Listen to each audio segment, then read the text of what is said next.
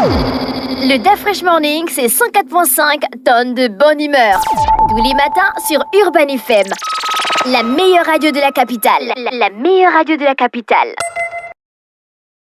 Vous êtes sur les 104.5 Urban FM, la station urbaine, et vous écoutez le DAF Fresh Morning. On a René tu as ta rubrique aujourd'hui avec tes invités. Oui, pourquoi tu précises tes invités comme ça? Tes invités.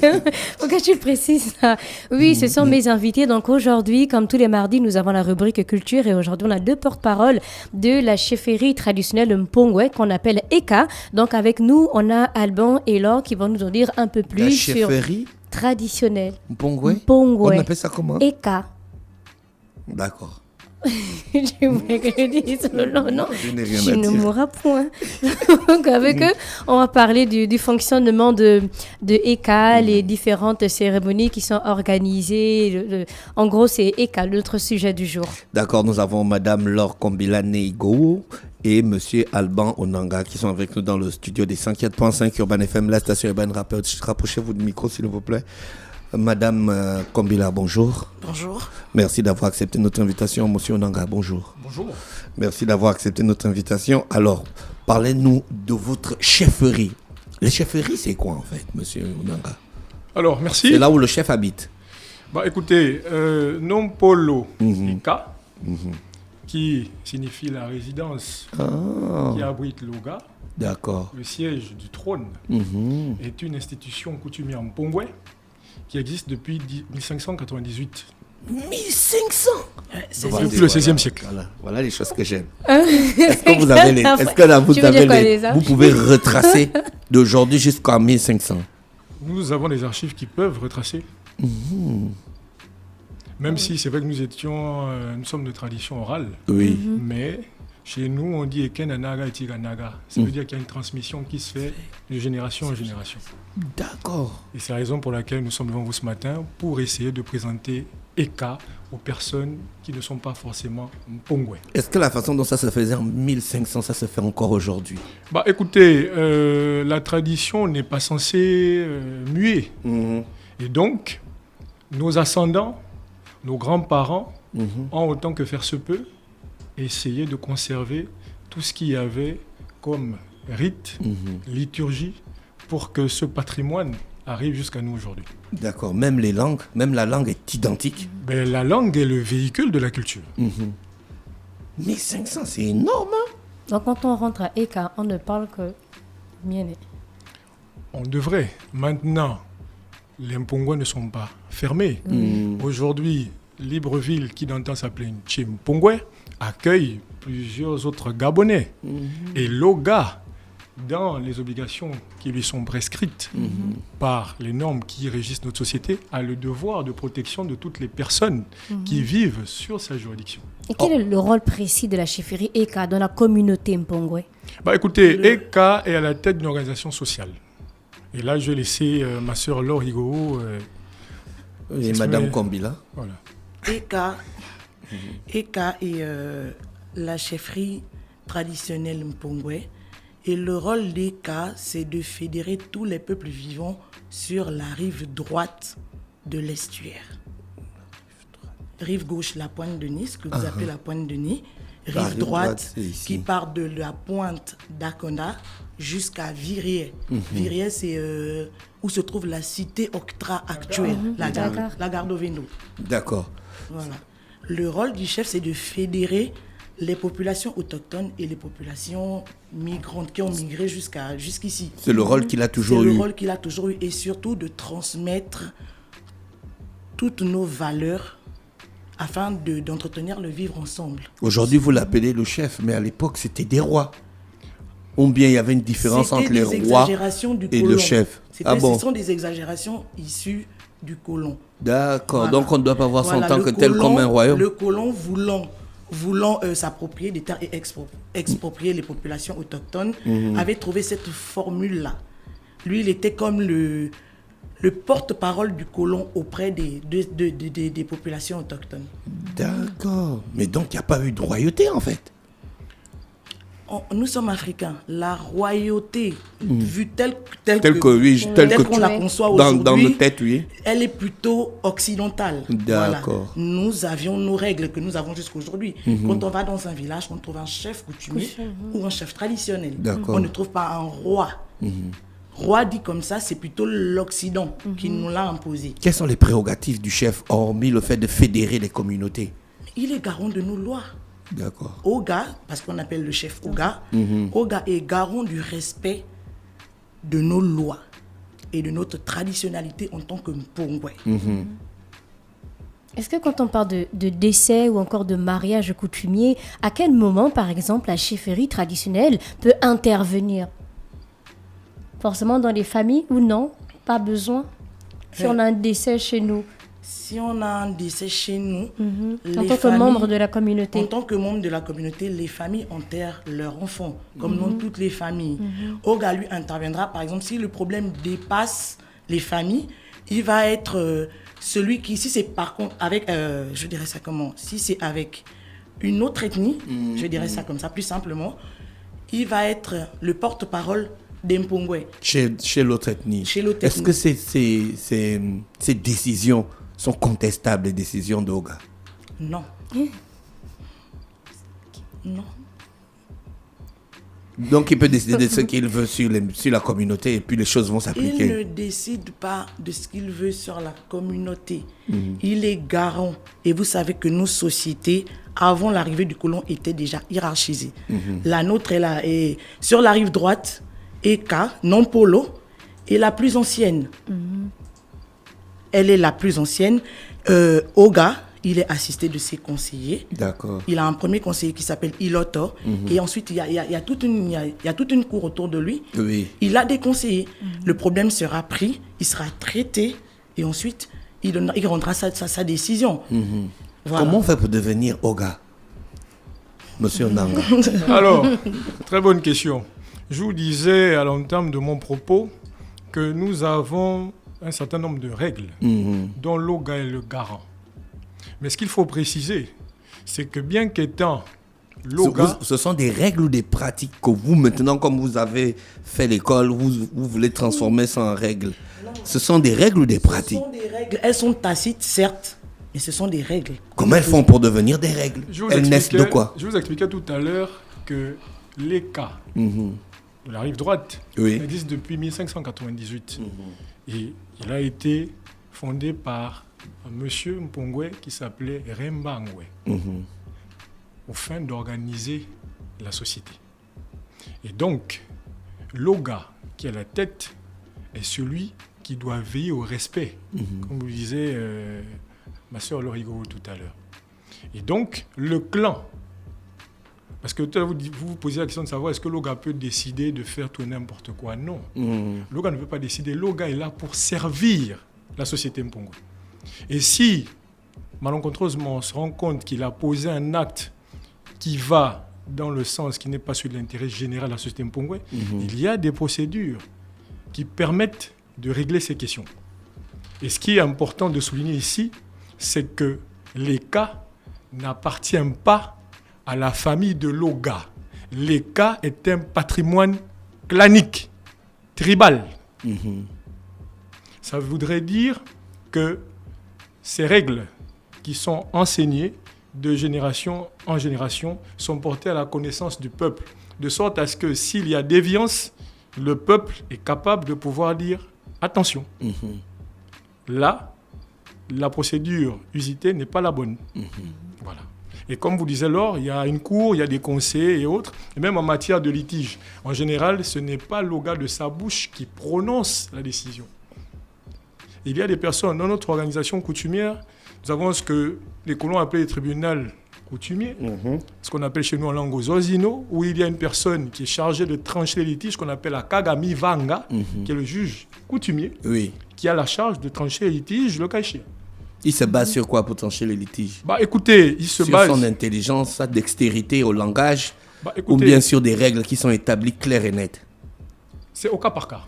Parce qu'en fonction des litiges, vous savez, dans les années post-indépendance, au Gabon, nous avions ce qu'on appelle le statut de la métropole et le statut indigénat. D'accord. Et vous aviez beaucoup de personnes qui avaient des litiges qui sortaient de ce qu'on appelle le droit positif, parce que les magistrats classiques n'ont pas les outils pour pouvoir y remédier. Oui. Je dis n'importe quoi. Dans certaines familles, vous allez entendre « Ah oui, mais si mon enfant ne fait pas bien l'école, c'est parce que mon frère, ma soeur... » Et là, on allait vers Akagami Vanga, qui lui avait des outils du point de vue de la tradition qui permettaient de démêler le vrai du faux.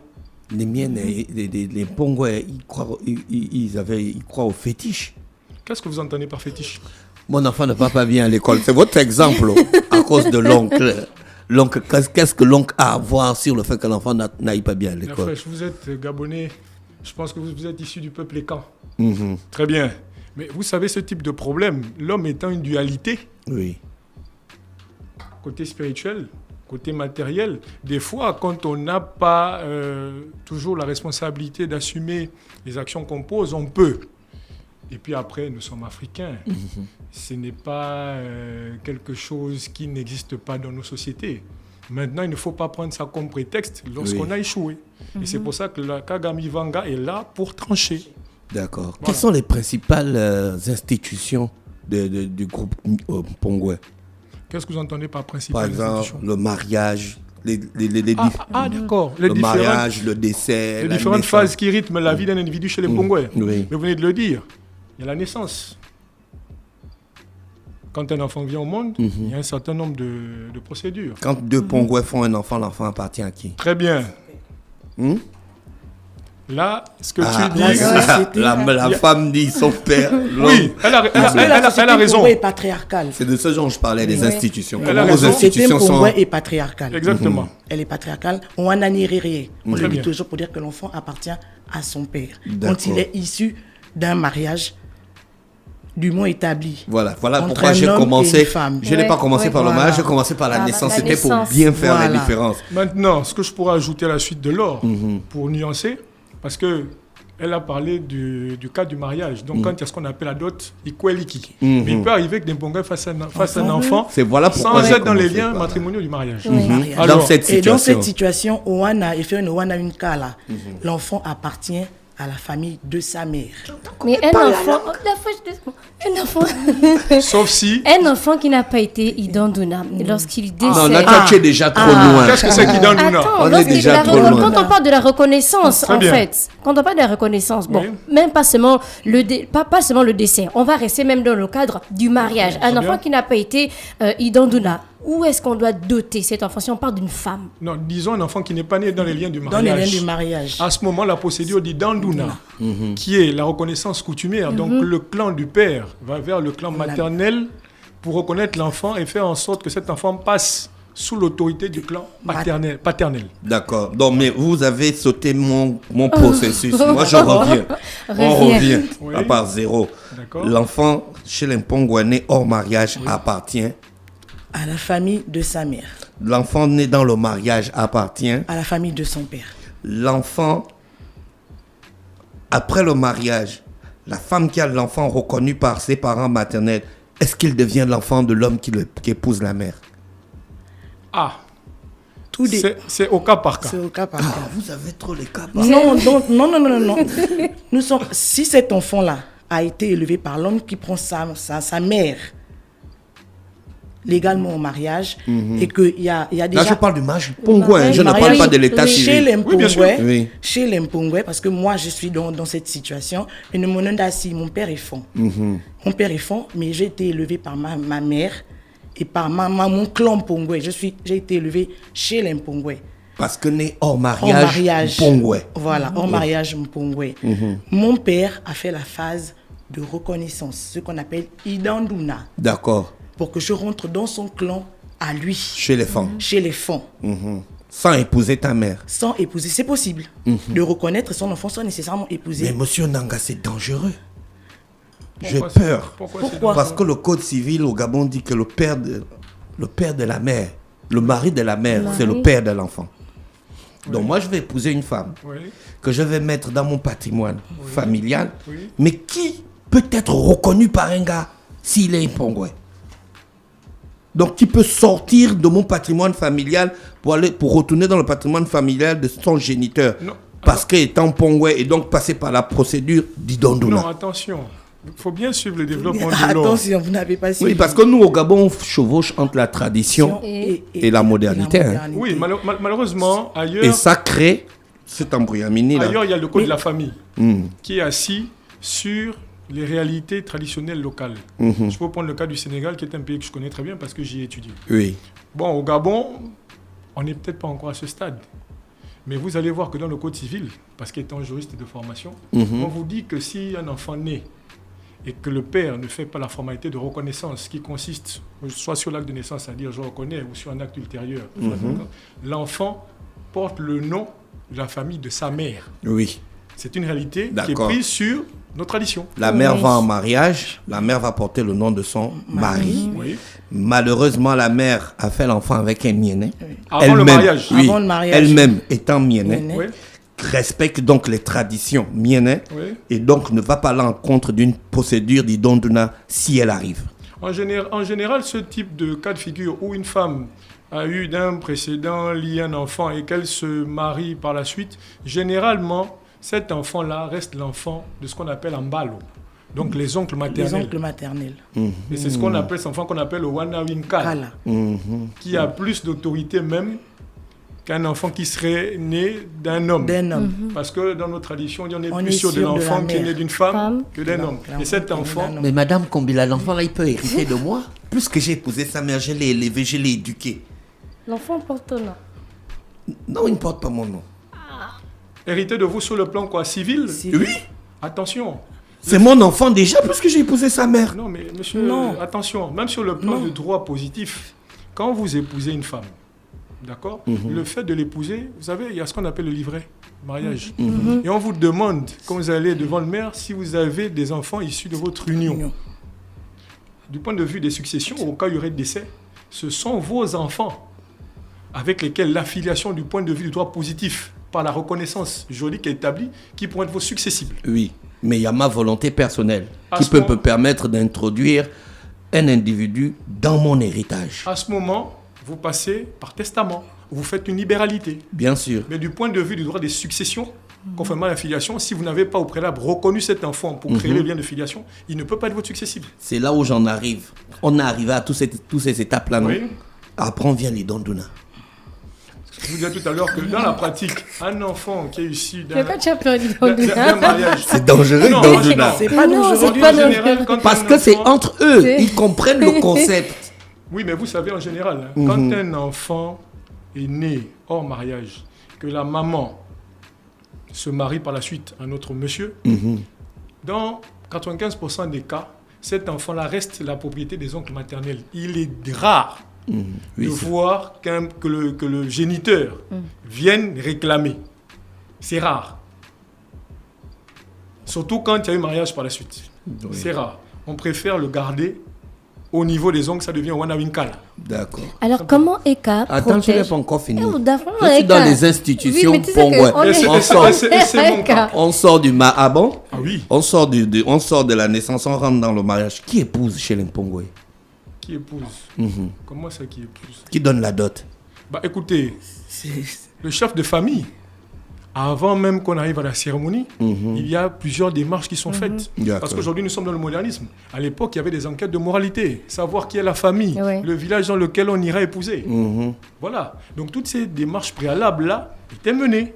Alors, tout ça, c'était avant. Oui. Alors que dans certains mariages, aujourd'hui, traditionnels surtout, on s'aperçoit que les couples, donc monsieur et madame, sont parentés. À ce moment précis, qu'est-ce que vous faites? Très bonne question. Tiens.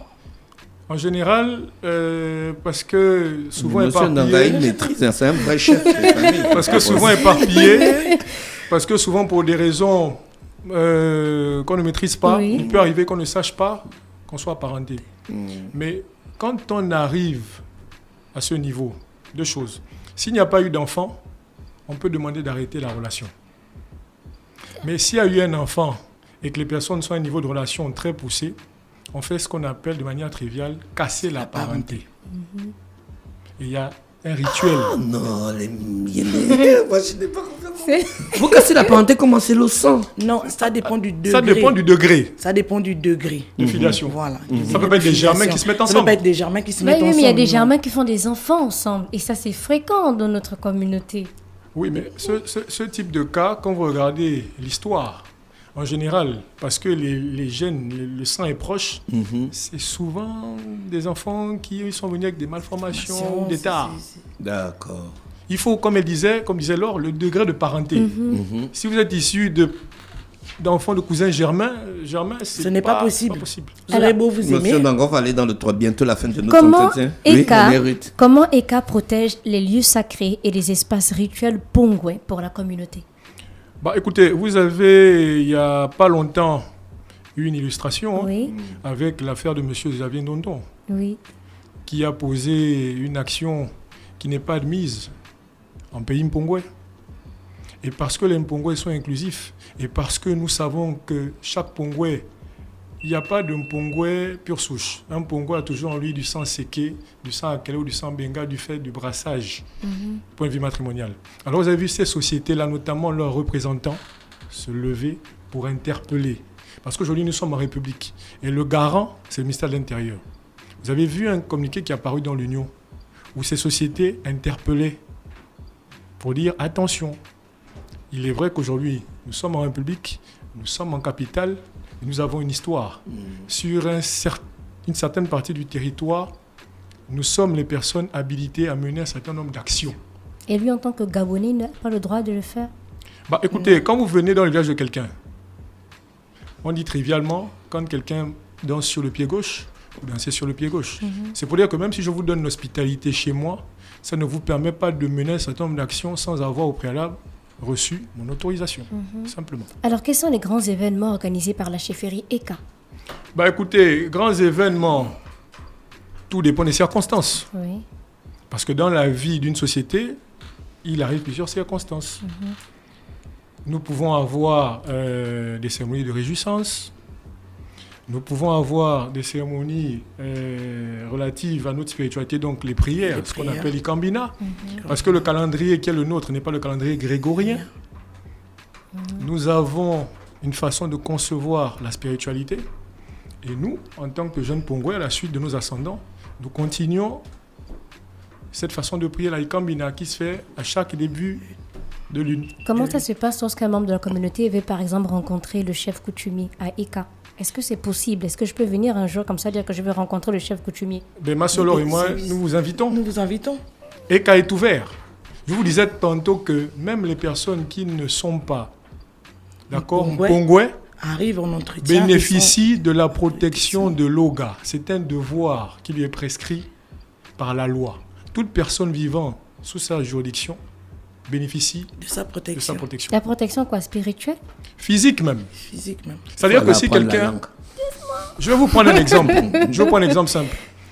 Il y a eu ce qui défrait la chronique dernièrement à l'Assemblée, la population qui était dégapée. Mais le Gamba Minongo s'y est rendu. S'y est rendu. Hors Parce caméra, que, en toute discrétion, rencontrer les populations, les écouter, avoir leur version.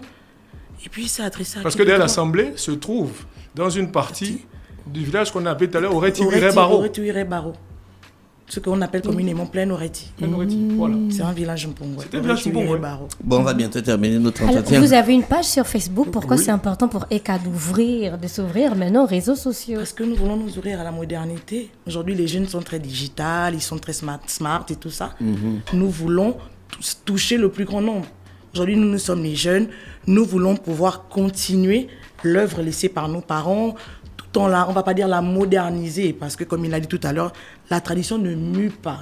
On ne peut pas la pervertir. Mais au moins emmener le plus grand nombre, s'ouvrir, donner les informations, afin de toucher la majorité de notre tranche. Notre tranche, parce que c'est nous qui sommes les plus nombreux. Les jeunes sont la tranche d'âge la plus grande aujourd'hui. Qui se réapproprient, voilà, qui ils sont. Parce que la culture est la colonne vertébrale de l'homme. D'accord, on peut apprendre la langue à Eka. Bien sûr, il y a des classes. Il y a des classes. Il y a même une plateforme. Il y a même un groupe associatif qui s'appelle Chali Nongo qui fait la promotion. Qui ont fait la promotion. Moi, j'ai appris le mpongwe à Tchaninongo. Oui. Les quelques mots et les quelques phrases que je vous sors en Et c'est ouvert à tout le monde. Je les ai apprises là-bas et c'est ouvert à tout le monde. Même au nom mpongwe d'ailleurs. Monsieur Nanga, on n'a plus le temps. La prochaine fois, on va parler des décès. Ben, nous sommes à votre Nous Nous sommes à disposition. votre disposition. Le décès, la gestion du décès, qui prend la parole le décès, d'où le corps va après le décès, Nous serons ravis de qui revenir. décide. Et aussi D'accord. la marche organisée par ECA bientôt. Et Vanda a gagné. On va Nous parler. aurons le temps. Nous aurons le Y temps a et nous pas de souci. reviendrons. Voilà. On vous souhaite de passer une bonne journée à l'écoute des programmes d'Urban FM. À vous également. Merci. Le DAF Fresh Morning, c'est 104.5 tonnes de bonne humeur. Tous les matins sur Urban FM. La meilleure radio de la capitale. La meilleure radio de la capitale.